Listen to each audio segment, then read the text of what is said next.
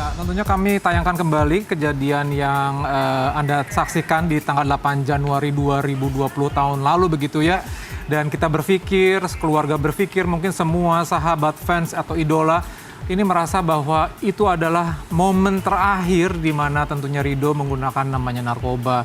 Karena sangat menyentuh sekali, permohonan maaf diutarakan kepada orang tua, kepada fansnya. Tapi sayang sekali kita mendapatkan kabar yang lagi-lagi sebenarnya tidak kita ingin dengar begitu ya. Ya betul sekali gitu kan, kita juga tahu kronologi yang terjadi. Yang di awal adalah Ridho Roma ini tertangkap karena memakai narkoba pada tahun 2017. Ya.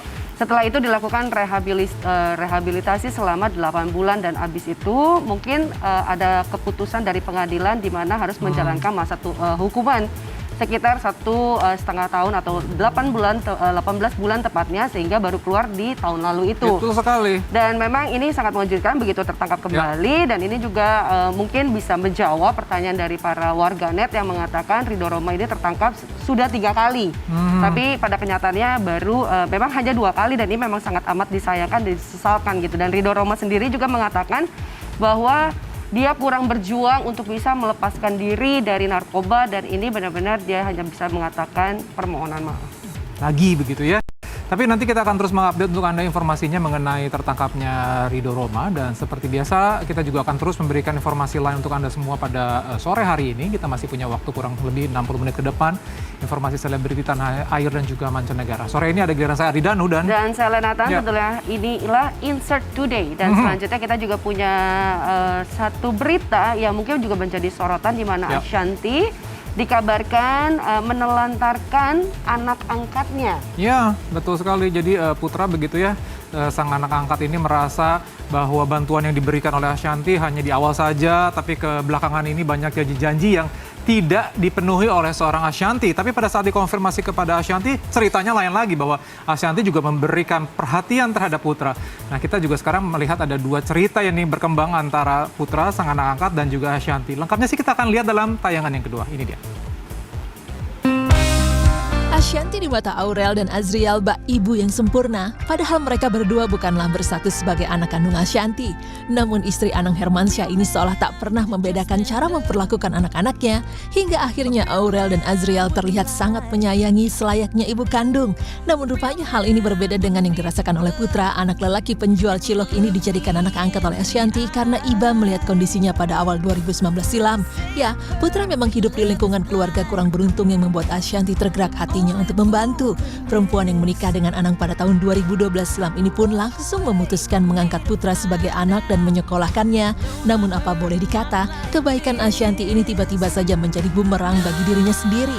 Pihak Putra yang dibantu oleh salah satu lembaga bantuan hukum menilai bahwa Ashanty telah menelantarkan Putra. Tudingan ini didasarkan oleh janji-janji Ashanty yang tak kunjung ditepati.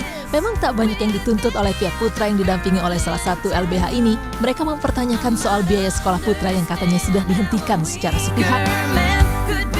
Tak hanya itu, Ashanty juga dinilai tak menepati salah satu janjinya kepada Putra, yaitu memberikan sebuah handphone.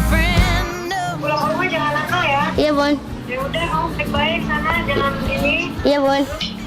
Ke rumah jangan terlalu banyak main-main. Siap, Bun. Handphonenya jadi kan, Bun?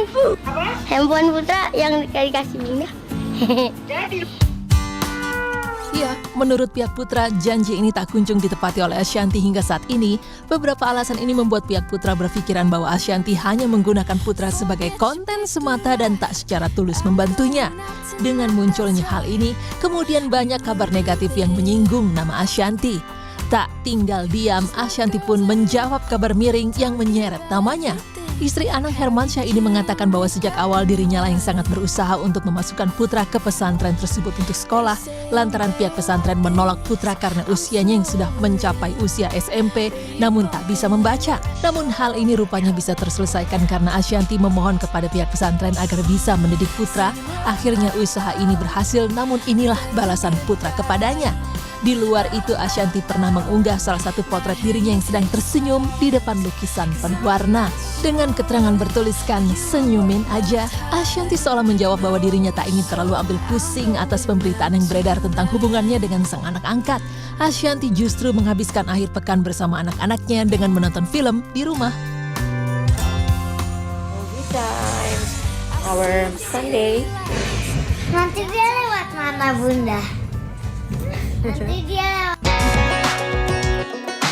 Jauh sebelum kabar ini berhembus, tampaknya pemberitaan ini jauh dari apa yang terjadi.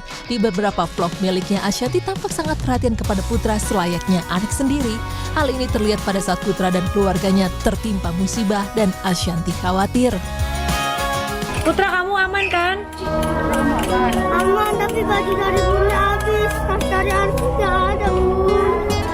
Kenapa emangnya kamu taruh di situ?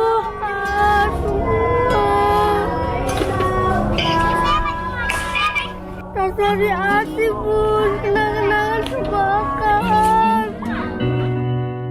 Tak hanya itu, Ashanty dan Putra pun terlihat tetap saling memberikan kabar saat Putra tengah di pesantren.